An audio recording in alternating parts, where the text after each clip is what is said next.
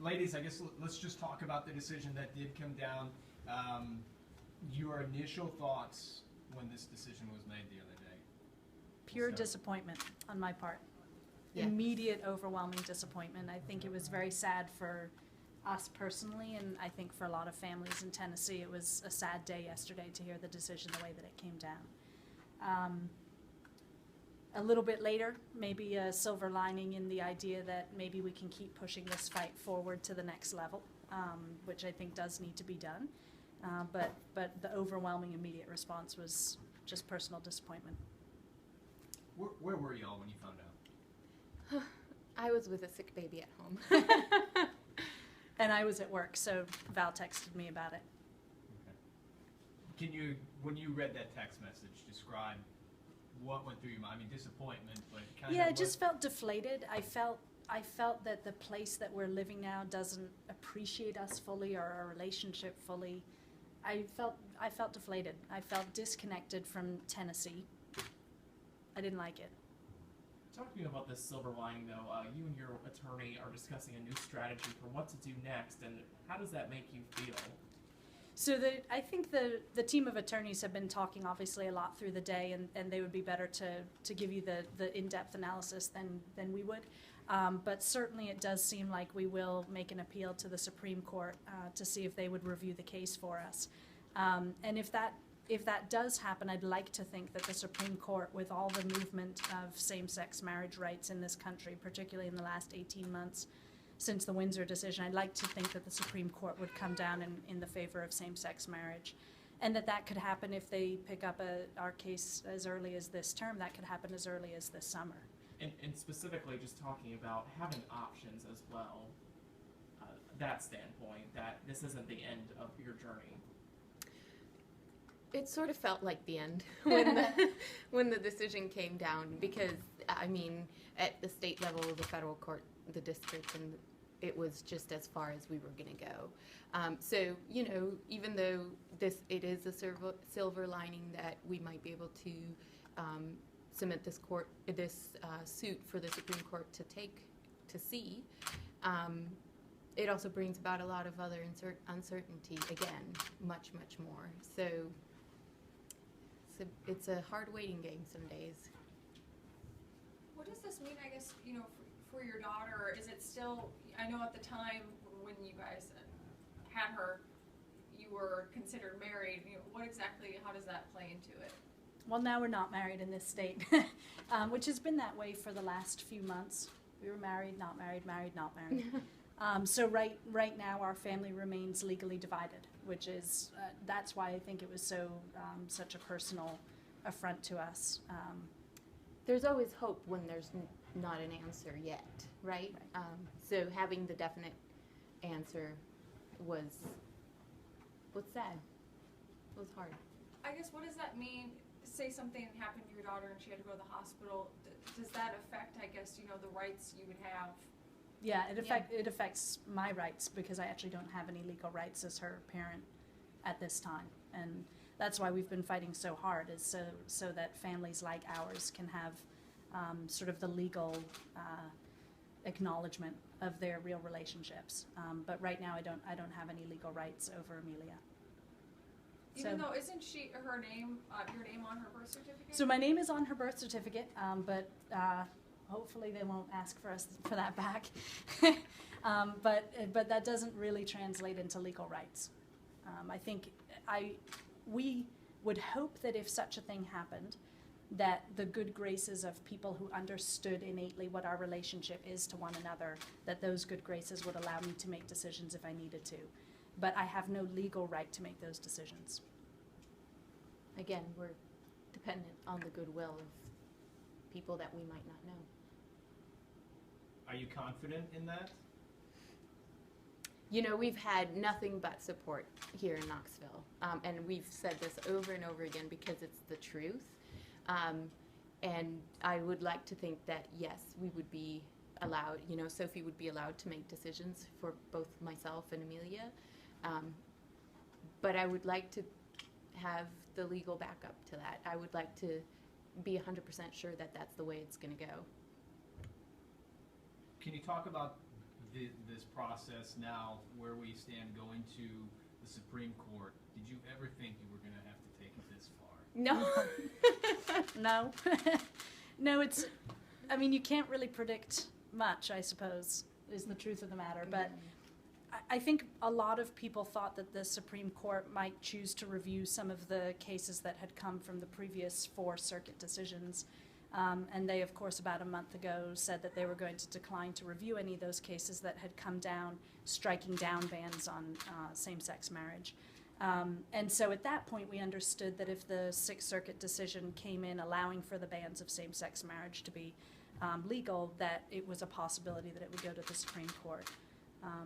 But can never predict these things. You know, even if we submit it for possible review, of course, the Supreme Court ultimately will get to decide if and when they want to review the case. I think last time when we talked, I had asked a question about getting it this far and possibly going to the Supreme Court. If the Supreme Court takes up this case, you are now the face of this. You were the face of this for Tennessee. Now you are that much higher up on the rung of ladders, I guess. Talk a little bit about that. If the Supreme Court takes your case, you are now the face of this huge argument. My hands are sweating. Yeah, it's, you know, up to this point, we didn't really think about it. I think, you know, you never know. Like Sophie said, you never know how these things are going to go. And so, you know, we always hoped for the best outcome. Now we've gone this far and we didn't get it. They struck us down. So, gosh, I admire Edie Windsor. I can't even imagine being the one on those steps. But we will continue the fight, however far it takes us. And there's also a number of other couples within the 4 states that are represented by the Sixth Circuit that are also the face of this issue. So we'll have good company. Thank goodness. Can you talk a little bit about that? I mean, what it's been like going through this process with other people like yourself, first in Tennessee and now with these 4 other states. And do you develop a camaraderie, or? We've certainly developed a camaraderie, I think, with the couples in Tennessee that we exchange emails and Facebook posts with and see at certain events and things. And I think for me and Val, it's a relief to have people going through it with us. The couple in Michigan is the only couple represented in that state, and I think that would be a little bit lonely. So I appreciate having other people to share the experience with us. We got to meet the plaintiffs from the 3 other states when we were in Cincinnati in August. And it was nice to meet those folks as well. We don't have as close a relationship with them, but like I say, I think it's nice for there to be a number of us trying to move things forward. It's also very nice to have such a wonderful team of lawyers. Some of them are our best friends currently. Yeah. So When this started, when Regina first approached you about being part of it, of course, I think you guys have said you were 1 case in many. Did you ever think that this, I mean, could be your path, that your name could be associated with a landmark case like this? That I think the odds back then were so low. We knew it was a theoretical possibility, but the odds were so low that everything would work out in the way that it has to bring us to this point that we really didn't consider it seriously. yeah, it didn't cross my mind. I mean, obviously, excuse me, you think about it because, you know, once you're in the legal system, you know, who knows where it's going to take you. We say that with a great amount of respect for the legal system. Please. But yeah, I'm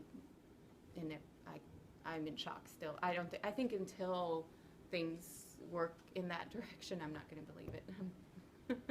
when we talked last month, you said that best case scenario was still to have the Sixth Circuit rule in your favor.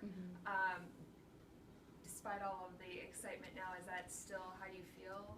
That's still how I feel. And there's an excitement in thinking that, you know, our case could be reviewed by the Supreme Court. That's such a matter of import, and I think it's such an important social issue for our time. So to be a part of it is really exciting. But I have to say that when I heard the decision yesterday, I cried on my way home from work. So it was, to me, that was a really obvious indicator to me that regardless of the excitement of thinking about the Supreme Court, that I just want us to be recognized as a family. Not to put any more pressure on your lawyers, but how important is it for you guys to maybe get this heard in this term versus next year? I think it would be fantastic if this case were chosen to be reviewed by the Supreme Court this term, because I really honestly hope that when the Supreme Court does pick up one of these cases, that it will come down in the favor of same-sex marriage. And at that point, obviously, all of the court cases throughout every state in this country would then just be decided. So many families that are currently in limbo or don't have rights would just immediately be taken care of by a Supreme Court decision in our favor. And I would like to think that the Supreme Court is ready to do that in this term. So I'm sort of hopeful that they do take it this term. Otherwise, we have to wait another year. And of course, that's another year that we're living with our family and Amelia's growing up, that I would just really like to have us legally recognized. Obviously, you guys have been so accessible and great in the process sort of leading up to now. The commitment, I guess, to I guess as I said before, being at least one of the faces in the Supreme Court case, are you concerned at all about sort of the time commitment and just like the emotional commitment and all that that's involved in being part of a case and a movement like this? You know, I think we've said this before, the people that are going to be working the most is probably our lawyers. They're the ones that, you know, make the wheels turn behind all of this. And they have all been so kind and respectful of our times. You know, Regina's the one that organizes all these stuff. And it is a little bit intimidating to think that, you know, this might go beyond maybe local news and start being, you know, a little bit. We know all you that. folks. Yeah, you know, you guys, you're like family almost now. So that's a little bit intimidating in that sense. But again, you know, one of the reasons and one of the main reasons, other than the legal recognition of our own family, was to help those people that don't have the ability to represent themselves as same-sex marriage and same-sex family. And so if we've gotten this far, why not keep going? This is what we're here for. Let's see it to the end. Do you think about down the road one day when this is all over, what you'll tell Amelia? Oh, will it be all over? That sounds good. We would hope one day. Yeah, right. Yeah, I mean, I think Amelia is a big part of this. I think for me, Amelia is one of the biggest reasons that we were interested in being part of the suit to begin with. Yeah. And so really maybe we should be thanking Amelia for our participation and interest in it. So we'll definitely be excited to share it with her, and hopefully she'll be proud of us. Cool. Any final thoughts you'd like to share with us? We couldn't have made it this far without the support of everybody out there, both at work and family and random people. Yeah. And I think there's a rally tonight at 7 p.m. Where you can continue to show that support if you wish. And I'd love to see everyone there. Thank you. Thank you, guys. Okay.